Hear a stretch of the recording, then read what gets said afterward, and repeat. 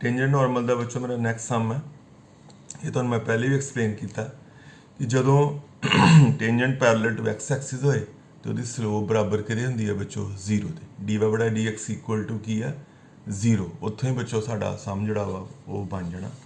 कहता find the point लभना सिर्फ at which the tangent is parallel to की बच्चों एक्स एक्सिस। की करांगा वाई लिख लांगे आपां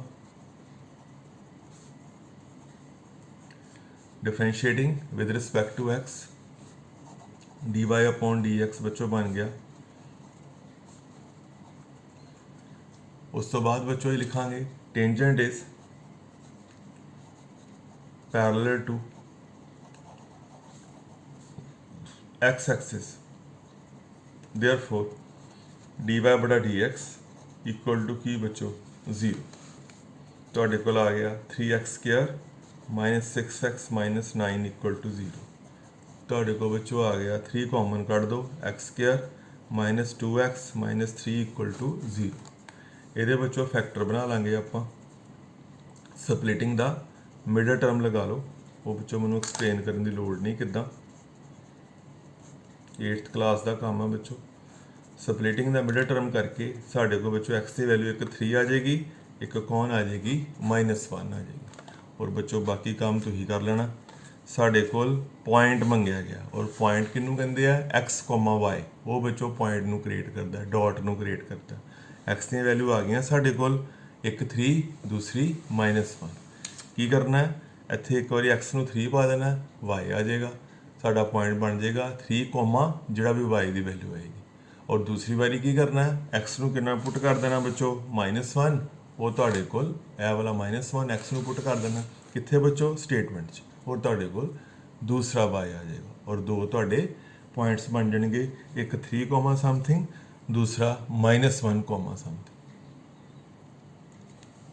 8 समा बच्चों सानू कर्व दिता है y equal to x minus 2 whole square. बच्चों ने क्या tangent is parallel to the chord joining the point this and this. ये बच्चों थोड़ा +1 का कम यूज होएगा। तानू जो किया गया मैं बाद एक्सप्लेन करदा, पहले मैं तानू को कर्व दा डिफरेंशियल करवाला। की लिखांगा differentiating with respect to x.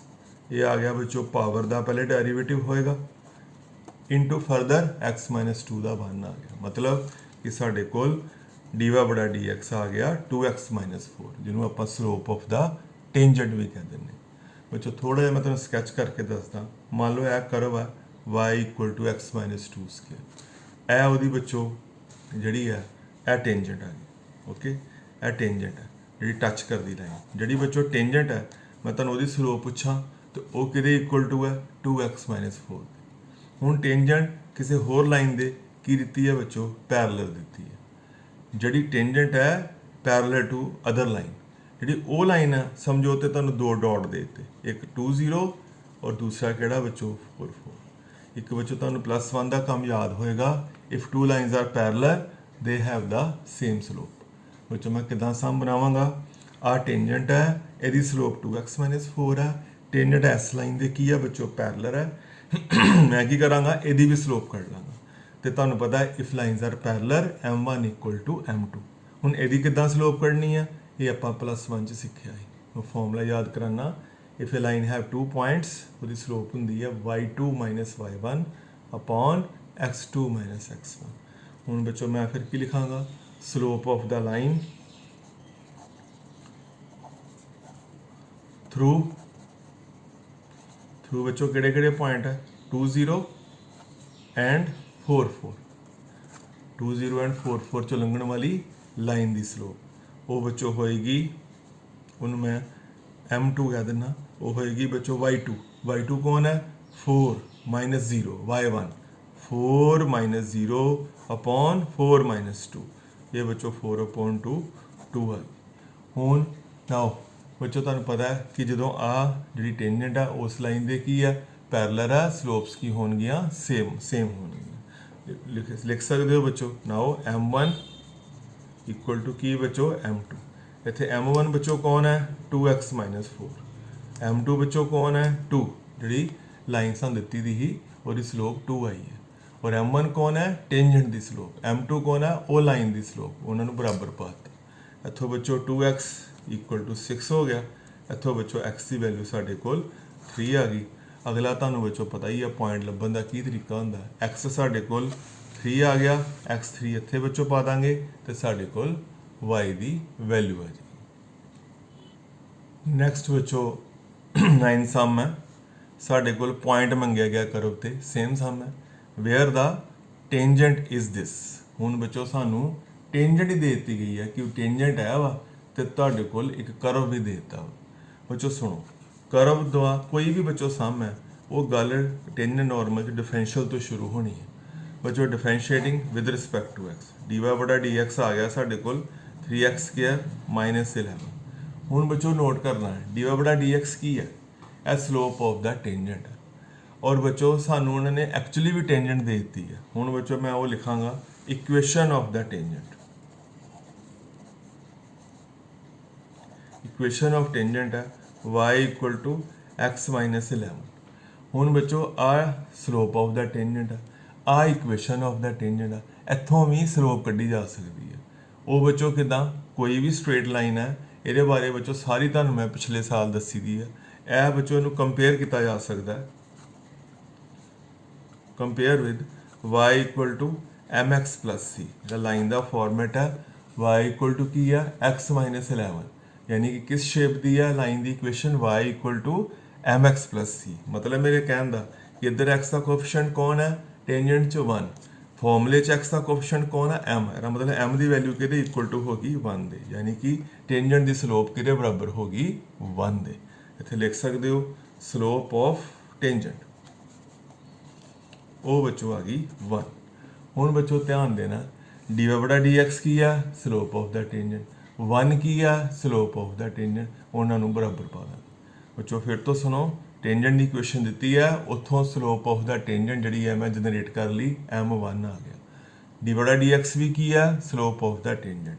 हुण बच्चों की करांगा नाउ 3x स्क्वायर माइनस 11, यानी कि slope of the tangent equal to कि बच्चों 1 दे, 3x square equal to 12, x square बच्चों 4 आ गया और x प्लस माइनस 2 आ गया। बच्चों सिर्फ साढ़े को पॉइंट मंगे गए हैं, वो अगों हुण काम तुहाडा वो तो मैं सारा पहले पिछले 2-3 लेक्चर एक्सप्लेन किया। एक्स की वैल्यू एक 2, दूसरी कि बच्चों -2, वो दोनों वैल्यू बच्चों इत्थे पा देनी है करव च। एक बार एक्स नू 2 पाना उतों y आ जाएगा, एक बार एक्स नू कितना -2 यूज़ करना है वो दूसरा y आ जाएगा, तुहाडे को पॉइंट आ जाएंगे 2 कॉमा समथिंग और दूसरा किहड़ा बच्चों -2 कॉमा समथिंग। वो स्टैप तुसीं आप कर लेना।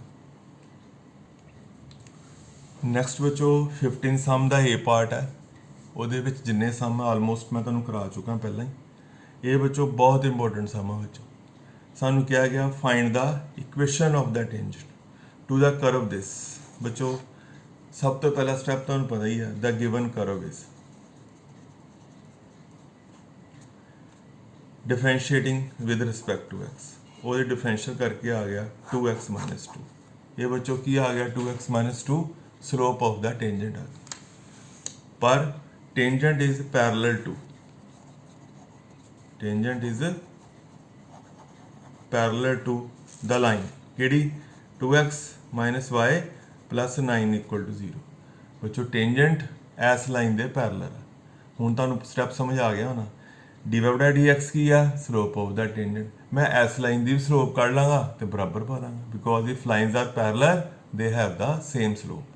टेंजेंट विद लाइन होंदी है बच्चों, वो लाइन इस लाइन के पैरेलल दी है। इनू इदां लिखा जा सकता है 2x plus 9 equal to y, जां y equal to 2x plus 9, इनू इदां लिखा जा सकता है। हुण इत्थों बच्चों नूं कंपेयर कर लो, y इक्वल टू की mx प्लस c, m2 आ गया, इट्स स्लोप, इट्स स्लोप वो बच्चों कितनी आ गई 2 आ गई। किदां y equal to mx plus c।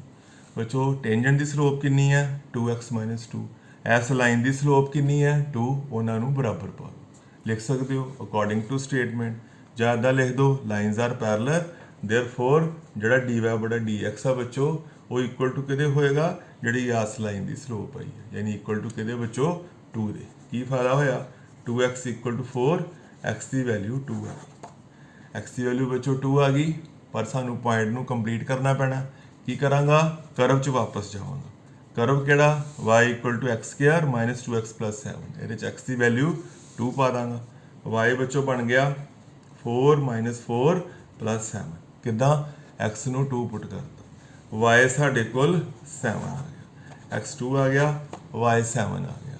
We have to find, बच्चों लिखते नहीं इतने wording, we have to find tangent at, दसो बच्चों केड़ा पॉइंट बनया 2 कॉमा केड़ा बच्चों 7। We have to find tangent at 2 comma 7। और बच्चों इक्वेशन ऑफ द जी टेंजेंट है वो बच्चों तुहानू पता ही है की फॉर्मूला होंदा।